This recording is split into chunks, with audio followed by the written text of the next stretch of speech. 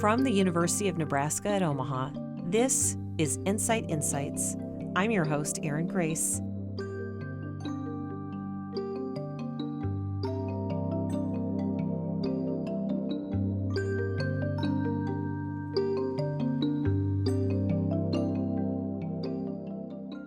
Thank you for tuning in to another episode of NCITE Insights. This one will be especially good because I have somebody here who hardly needs an introduction, Seamus Hughes. So he's got a great resume. He worked for former U.S. Senator Joe Lieberman, worked for the National Counterterrorism Center, deputy director for George Washington University's program on extremism. Seamus, you wrote a book. You won a Pulitzer. You crank out this awesome website, Court Watch. You're just constantly got your finger on the pulse of the federal court system for the U.S. Your Twitter account is bar none. And you've been at UNO. You're about to celebrate 2 years here. So thank you as a senior, faculty and policy associate. And you've been doing all kinds of good research here for NCITE on looking, using the federal court system and your expertise to really mine that for gold in terms of terrorism trends. And so with that, Seamus, welcome to NCITE Insights. Thanks for having me. It's great to see you again.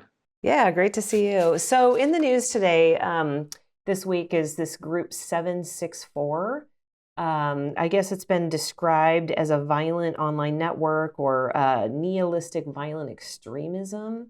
Can you tell us a little bit about what is this group? What are they after? Why should they be on our radar? Why are they in the news? Yeah. And listen, I've been studying terrorism for 2 decades. You can give me an ISIS guy over a 764 guy every day. And the level of depravity that this organization does is insane. So let me walk you back a little bit. So 764 is largely an online network of young men who target particularly young women and force them into and groom them into doing horrible things to themselves, to others, to they use revenge porn, you name it, kind of against these young victims. This is a case that's an organization that's been kind of bubbling up in recent years, but has really hit ahead in the last few months. Let me explain why.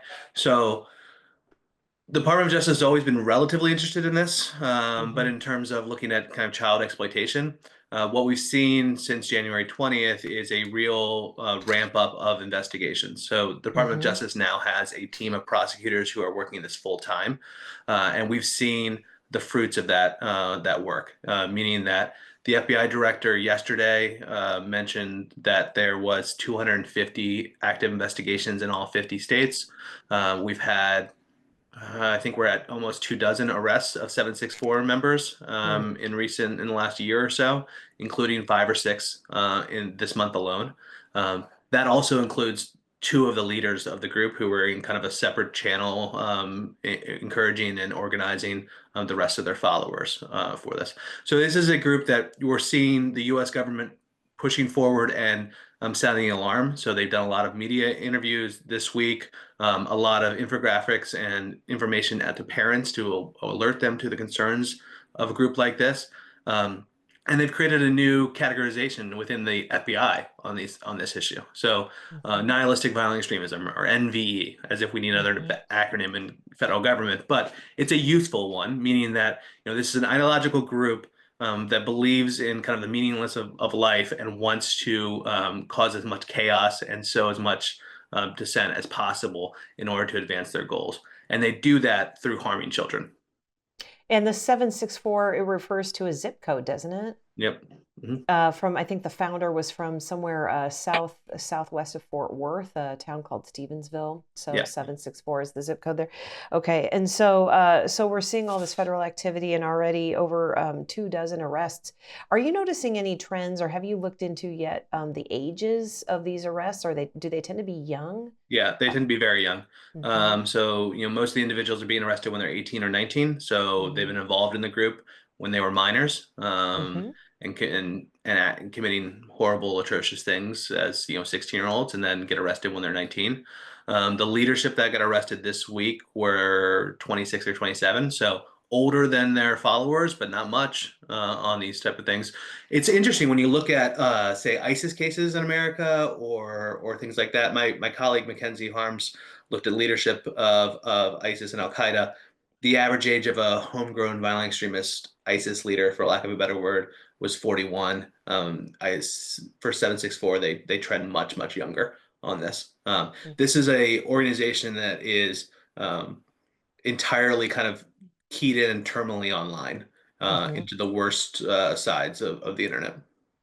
And because of the playground being online, the reach of that, what tools would law enforcement have at their disposal to shut that down? I mean, why are they allowed to post all this stuff? Yeah. I mean, I think some of it is volume. Mm-hmm. You know, Mm, in May, the FBI announced 205 arrests of individuals in the same day involving child exploitation. One of which was a 764 member. And so unfortunately, it's kind of a pervasive problem. There's a larger kind of policy question here and a larger mm-hmm. policy issue, which is a lot of these individuals are going to be charged with child exploitation or child pornography charges. And so, that's all well and good. Let's, arrest them. Let's get them off the streets. Let's not let them harm any more children. But it does have second and third order effects on how those individuals are placed in, which prisons they're placed in or jails, what their sentencing looks like, what their probation services looks like on the back end on these things. And it also kind of makes it a little bit harder to get a sense of the size and scope. So it was important that the FBI said they had 250 active investigations because they hadn't put a number on it before. But Right. uh, but I wouldn't be surprised if a lot of these cases kind of fly under the radar, meaning that there will be an arrest. It will look like a typical child exploitation case. Unfortunately, there's so many of those. And policymakers and the public won't get a sense of, okay, this guy actually was keyed in on 764 and he was a big member of that, and we should be care about X, Y, or Z. And so it's hard to kind of set resource priorities if you're the Mm-hmm. FBI, Department of Justice, and go to Mm-hmm. Congress and say, I need X number of dollars to combat 764 because Right. you don't really have the hard numbers in order to back that up, right? Right. And so it does have second and third order effects. Well, and then, when you started off saying, if you had a choice between ISIS or 764, ISIS wins the day, which is, you know, hardly a ringing endorsement here. Yeah. No, they're both horrible organizations. That was my Irish wit trying. But listen, when you look at when you spend your days, like I spent 2 decades looking at literally the worst of society, like white supremacists, ISIS, Al Qaeda, Hamas, 764. I mean, they're all horrible organizations and horrible ideologies. But there is something particularly heinous about a focus on attacking children, and that is a singular focus for 764. And so in that vein, I want to pull on this thread for a minute. What comparison contrast have you seen with this 764 and other terrorist organizations or violent organizations that prey on young people? I mean, to what degree does someone who is now charged and is a perpetrator, were they a victim? Yeah, I mean, listen, you're going to see that, and I think it's fair to say that a lot of these individuals that were arrested, probably were groomed into the organization, similar to say the young fighters in Syria when they were 15 fighting for ISIS, and then when they're commanders when they're 25, 9 years later, and they had grown up in that, right? And so you don't want to put the onus on a decision that's going to affect their lives when they're 15, 14, things like that. But once they cross a legal threshold, it is incumbent on the FBI and Department of Justice to step in, particularly when you talk about these kind of waves of victims that are being targeted by this group. Okay. And, in arresting the leaders, are we seeing that has a diminished, return for law enforcement in terms of the group's activities? Or in this case, does getting rid of the leaders really harm the group? It's not, I mean, I think the jury's still out on that, right? So the Hmm. arrest would happen in the last few weeks. What we have seen in the past, whether it be Adam Waffen or Telegram, when you do arrest the leaders for those types of kind of purely online groups, it does affect the dynamics of the group in general. The difference for 764 is it's a much larger online ecosystem than an Atomwaffen or a Terragram, Got meaning it. that there might be a little bit more resiliency, unfortunately, in the system. Of course, you kind of want to put your finger on the scale and arrest the leaders and try to take down the organization, but it's not going to be you make your two arrests in Greece and North Carolina and you're good to go now. Right, This is right. going to be a group that's going to kind of live on for a little bit.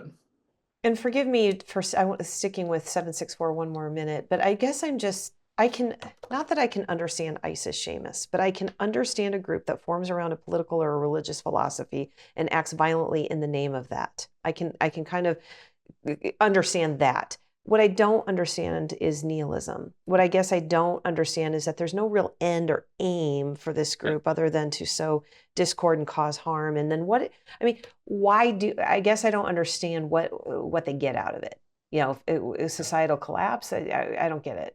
Yeah. Say what you want about nihilism, but at least it's an ethos, right? Lebowski was right Yeah. on this one. Um, no, I mean, listen, it's a general sense of dread and despair of society and wanting to and thinking that nothing matters about it. Meaning that there's nothing you can do that's going to change anything. You have no power on this effect. And so what does it matter if you attack or violently threaten a 13-year-old girl in Iowa because nothing matters, is their general sense of it, right? It's a level of violent apathy, which is concerning. Okay. Okay. Yeah. Well, I guess it is. I just don't know why they can't go smoke cigarettes and write poetry like existentialists did a long time ago, and why they're turning to this. So, turning away from 764, which it's again, it's the kind of thing that makes headlines, rightly so. It's the kind of thing I've been telling people about, and they just say, "I don't want to know anything about that." There is such an aversion to the heinousness of what they're doing that I think one of the challenges is going to be raising awareness because And, people are just so turned off by it.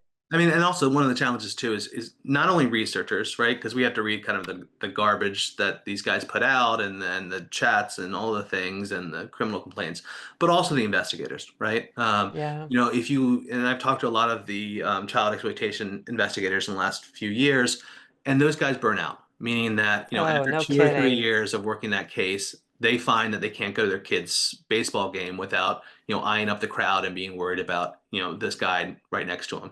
And so it Right. does affect them. And so it's incumbent on government to provide some kind of off-ramping or kind of refresh for a lot of these individuals or agents that are working these cases, and also provide kind of the level of support you would need in order to investigate them.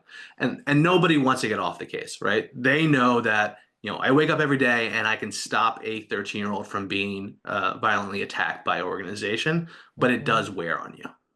I'm glad you mentioned that because, we can remind listeners that NCITE has funded important research in this area on trying to build resilience in the counterterrorism workforce and in the research community. Because as much as we want to turn away from it, it is important that we keep folks on the front lines here to stop this from happening. Let's talk ISIS for a second. This sort of feels, you mentioned it when we talked about 764, and they sort of are the stand-in for, this heinous, scary terrorist group. They also sort of strike me as that was then, this is now. And can you help us understand why it's important to still pay attention to the Islamic State? Certainly our colleague Austin Doctor is looking at their activities globally, what they're doing in Africa, especially.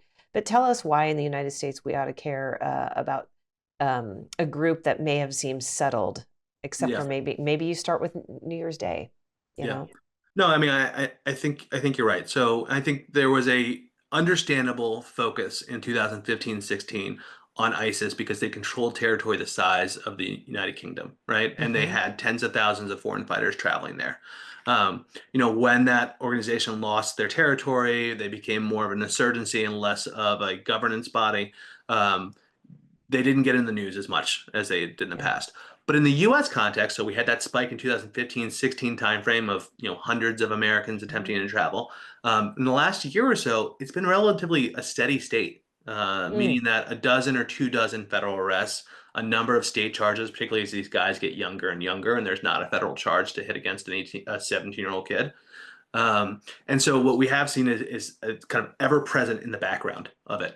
Hmm. And sometimes that bubbles up, like we saw on New Year's Day of the former Army soldier who murdered a number of individuals in New Orleans and planned to set off a series of bombs.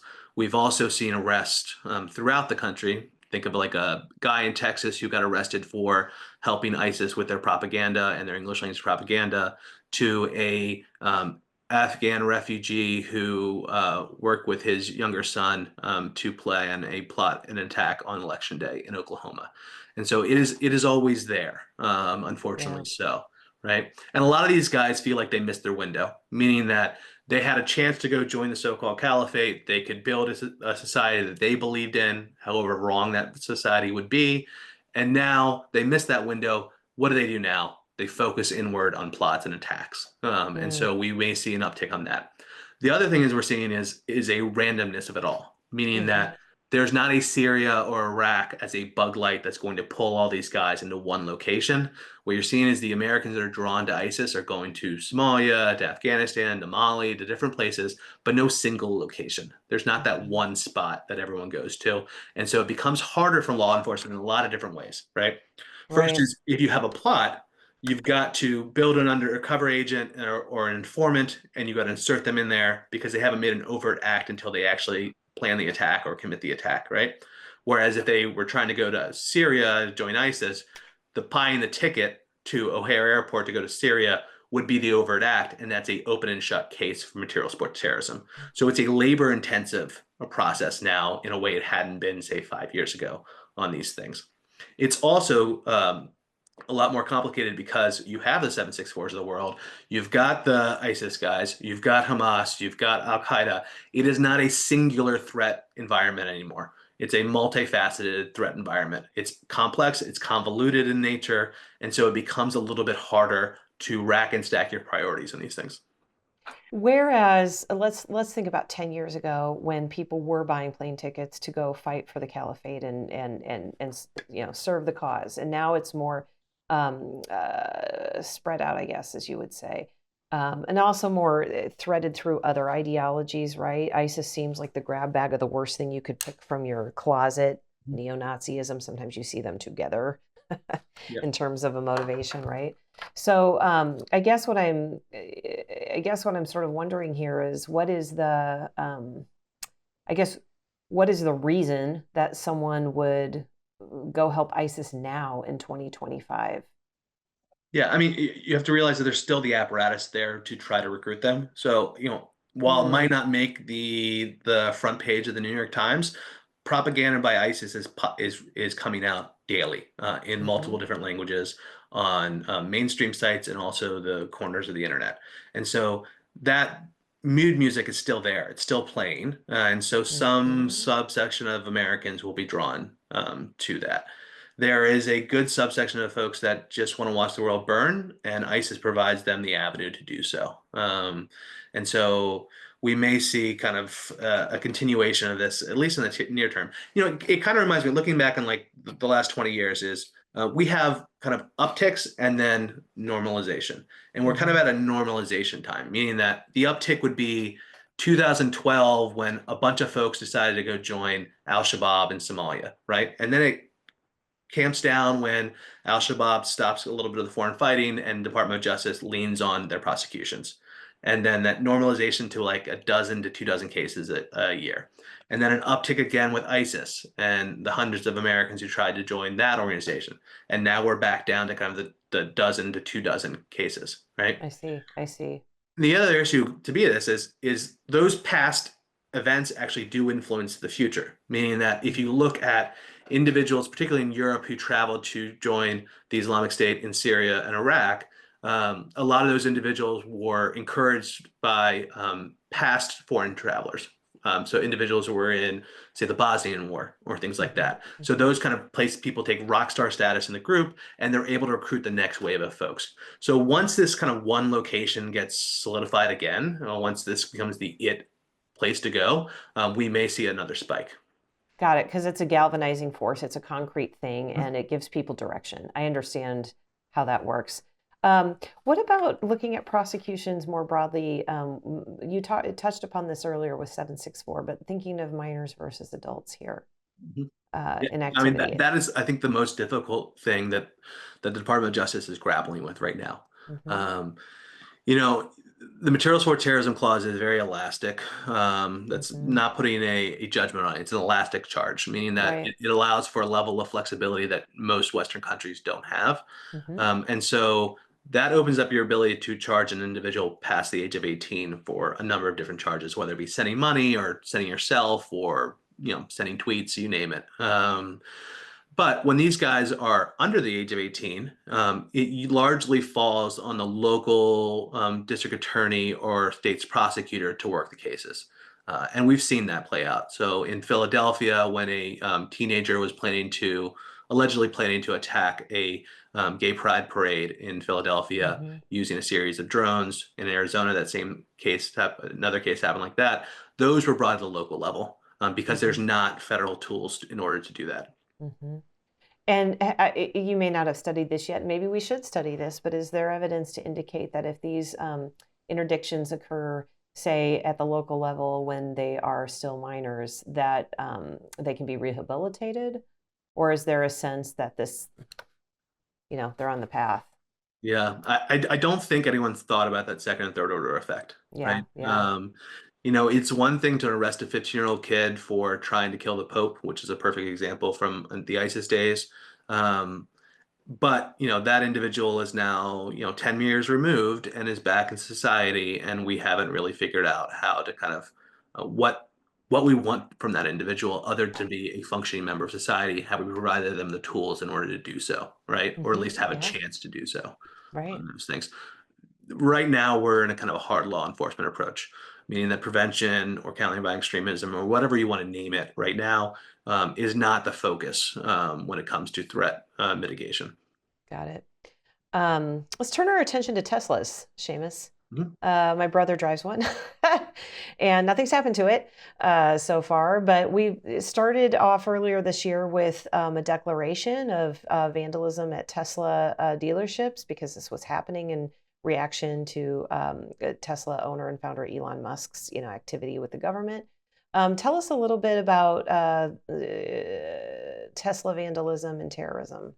Yeah, the Department of Justice, particularly the Attorney General, announced essentially a Tesla task force Hmm. to focus on the attacks of Tesla dealers and Tesla cars around the country. They've had a few federal arrests. I think we're at 6 or 7 so far, Hmm. and that would be individuals who purposely tried to set off a series of fires or attacks at dealerships, whether it be shooting guns or throwing Molotov cocktails at cars on those type of things. Um, and so it is clearly a focus by the Department of Justice. They've identified it as a domestic terrorism incident, which opens up a different avenue of investigative tools that you would not normally have for, say, a typical vandalism case. So the categorization actually matters a great deal on these type of Hmm. things. What's also interesting to me is the investigative tools in order to do so. Hmm. And so if you read the criminal complaints of a case out of, say, Colorado, what you see is federal investigators using cell phone tower location pings Mm. to limit down the number of individuals or suspects they may be worried about, and then diving into that haystack, which is a little bit smaller now than in the past. And so they Yeah. use kind of all the tools you would use in a variety of different investigations on this. Hmm. And so we will likely see, if not, I will guarantee we will see more arrests in the coming weeks. This kind of dovetails with something I wanted to talk to you about, which is your work with Pete Simi on threats to public officials and kind of charting that. The vandalism at Tesla dealerships represents a threat against, say, a business owner, right? Mhm. Is he a public official? That's up for debate, right? He certainly had a public role in government, so maybe he's not strictly to be thought of as just a business owner. But do you feel like that is a new potential trend line? If you were to study this, looking at threats against public figures, maybe instead of officials. Yeah, absolutely. In fact, if you look at the last few months, when there's an arrest of an individual who's threatened President Trump, it's usually the second line is I'm threatening Elon Musk as well. And Hmm. so they're kind of catching it all as Mr. Musk is a specially designated government employee. It does kind of hit the threshold of a public official on these type of things, and we are seeing a focus or a threat picture that is focused on President Trump, Elon Musk, leadership of the Trump administration, and then the peripheral. So Hmm. a plot to or an alleged plot to attack Heritage Foundation, which is Hmm. a right-leaning think tank on these type of things. And so if you look at the trend lines of threats to public officials, it usually tracks with the events, meaning Hmm. that during the shutdowns during COVID, a lot of the threats were directed towards education officials, so individuals that were closing schools or universities during that. During I'm sorry, and also during kind of the school board debates, right? Right, right. And then again during COVID, when you saw the lockdowns and things like that, a large uptick in threats against medical officials, right? Yeah. Um, and so as the events of the Trump administration continue, there will be a essentially a blip up of threats from individuals who are angry about the administration's actions, angry enough to commit a illegal and violent act for it. Hmm. And this has always been the problem as an investigator, right? Which is, what is blowing off steam and what is Hmm. actually a legal crime, right? And so there's a charge 18 USC 875, which is communicating a threat across state lines. Hmm. Again, a very broad charge. But when they interview a lot of these guys who are arrested or charged with that, a lot of them say, wait, that's protected under the First Amendment, right? I can say I Hmm. want to kill the president. When in actuality, you actually can't, right? Hmm. There's a federal charge for that. But the level of understanding of what hits against a legal tripwire is quite low in these cases. There's also a healthy mix of mental health issues with a lot of the individuals that are threatening public officials. It tends to be the public officials who get the threats tend to be the folks that were on Meet the Press that Sunday. Meaning Mm. that if you're in the news cycle, you're going to be a target. Right, right, right. And are we seeing more threats in the judiciary right now, just with the Yep. courts? Yeah, Hmm. and we've seen of the judges that have ruled on various injunctions of the Trump administration's actions. They have been subject to threats. Supreme Court Justice Roberts has made a public statement saying that this is unacceptable and that we need to kind of lower the temperature down on these type of things. A number of actually Supreme Court justices have said as much. The U.S. Marshals have upped their resources and protection of key federal judges around the country. There is a new law that removes their addresses from public registries. Oh, okay. You can't search a judge's information on Pacer, and so they're taking a few steps to mitigate as best they can. This is going to be a scenario where they will likely be a continued target of threats. Yeah, okay. Um, we'll have someone else on to discuss cartels, but cartels now are designated as foreign, I guess, terrorist organizations. And so this opens up a new suite of law enforcement tools. Just what was your reaction to that news earlier this year about drug cartels, being right up there with an ISIS, I guess? Yeah, no, I think you hit it right on the nail on the head, which is it does open up a whole new suite of tools for law enforcement. Mm-hmm. So material support to terrorism clause gets, we've used that a little bit in the past. Even the Biden administration used it a little bit in the past Hmm. on cartels. But when you have an actual designated group, it opens up a lot more avenues. All right, so you're looking at a recommended sentence of 20 years. You're looking at a relatively easier case to make than, say, a money laundering or a drug case. And so it allows for a level of focus that they didn't have in the past on this. Which is interesting considering their impact, Mhm. on Americans' drug addictions and drug crimes in general, you know. So it'll be interesting to watch that. Um, you are also working on improving the nationwide suspicious activity reporting initiative, the See Something, Say Something. Can you talk a little bit about that and your work with fusion centers? Yeah, so fusion centers get something called a SARS, which is a suspicious activity report. Think of like your neighbor calls into the police and says, "Listen, Erin has been flying ISIS flag in our front yard, and I'm quite Hmm. worried about it, right? And so that goes in something called a SARS, and then law enforcement will look at it, decide whether it rises to a legal threshold, and if it does, then investigate it, right? Um, what we're interested in NCITE, and we've been asked by the administration to look at, is how effective, or at least what is the process for that to come in. So Hmm. there are dozens of fusion centers around the country, and they all do things a little bit differently, and they take on the Hmm. flavor of their own state, right? Hmm. So how SARs are adjudicated in New Jersey is a bit different than how it's being adjudicated in Texas. Now they all Hmm. have standards that are set by Department of Homeland Security, kind of at least the lowest threshold of standards that you should have on these things. But what we're interested in is look at those adjudicated cases, and Hmm. did it result in an arrest? Did it result in a closing of a case? Or, are we looking at a lot of noise in the signal? Mm. That'll be very interesting to watch for sure. And is there a fusion center? Is there a state that does this particularly well? No, I mean, I think that there are fusion centers that have the apparatus that have been have a history of adjudicating these cases. So Boston comes to mind off the top of my head. New Hmm. Jersey would be another avenue, and then San Antonio in Texas. And then there are other fusion centers that may have different capabilities. All right, so a lot of this is federally funded, but there's also state resources in there. And so if a state decides to make this a priority, you do see a level of professionalism that you may not see in other places. And honestly, I do think all fusion centers can do a better job of communicating out how to report threats.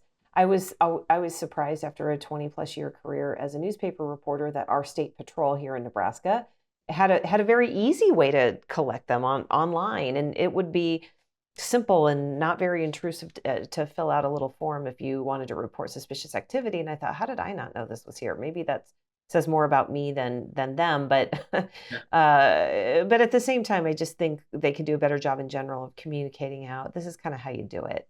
And yeah, it doesn't mean that they're going to go arrest your neighbor. It right. means they'll check it out or they'll triage it, you know? Yeah, and I think the history of Fusion Center has always been a bit complicated because there's the Joint Terrorism Task Force, the JTTF, and Thank so it you. confuses, I think, the public of the Joint Terrorism Task Force, just like its name says, is a joint terrorism task force. So it focuses on terrorism investigations. The fusion centers do a lot of really important work that kind of flies under the radar. So Hmm. think of human trafficking, of money laundering, of drug Right. cartels, and things like that. And actually, as the new administration sets their priorities, fusion centers' focuses may be take a higher importance than it had in the past on these type Hmm. of things, because they'll be the ones who identify the 764s of the world probably quicker than the JTFs will. That's And that's great. always true, right? The state and locals always have their heart on the pulse of what's going on a lot more than the federal government, right? The federal government, bless its soul, is sometimes slow on these type of things, and the state and local folks are the ones that say, "Listen, we're seeing X, Y, or Z. You guys need to pay attention." Hmm. Okay, sounds good. You're the best guest because you will just talk about anything. And what I think we have to talk about as two Catholics on this podcast is the conclave that's happening right now. Black smoke. I woke up to the news of black smoke for the second day, and so let's talk about it in a terrorism context. Sure. How do you imagine they are protecting the Sistine Chapel, given the movie Conclave, spoiler alert, has a Yeah. terrorist attack in it? Yeah.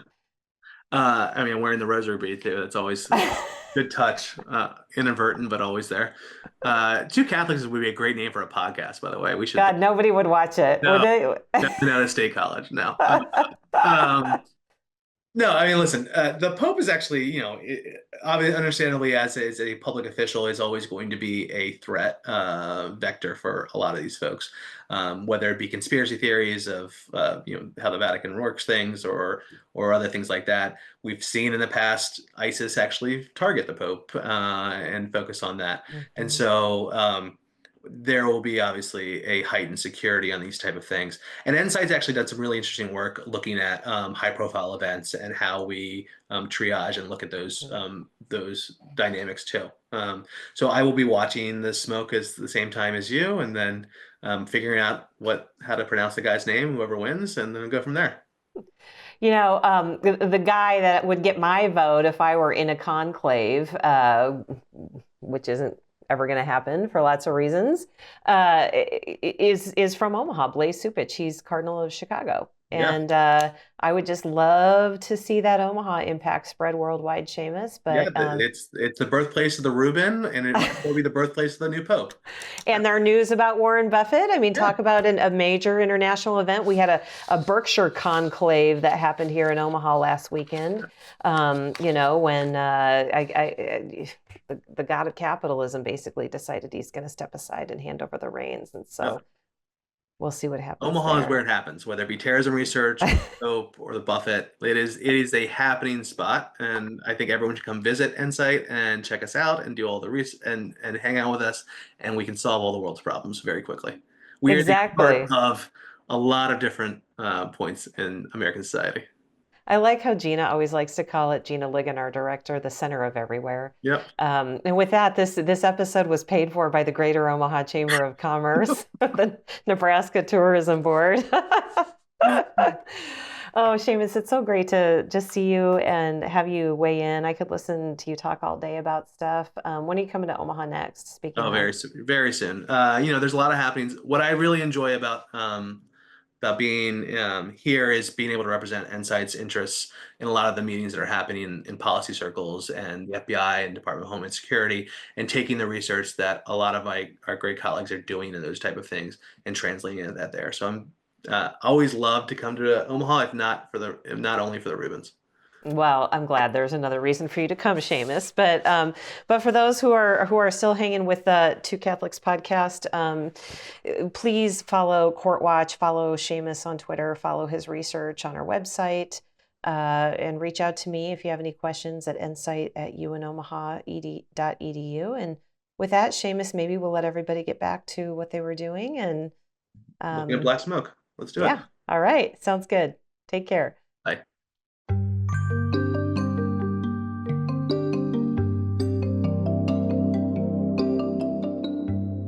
This series is produced by Ben Badafarano, Erin Grace, Scott Jordan, and Blake Ersch. Thank you for joining us for another episode of NCITE Insights. The National Counterterrorism, Innovation, Technology, and Education Center, or NCITE, is an academic center of excellence for the Department of Homeland Security. Looking to find out more? Check out our website at ncite.unomaha.edu or email us at ncite@unomaha.edu.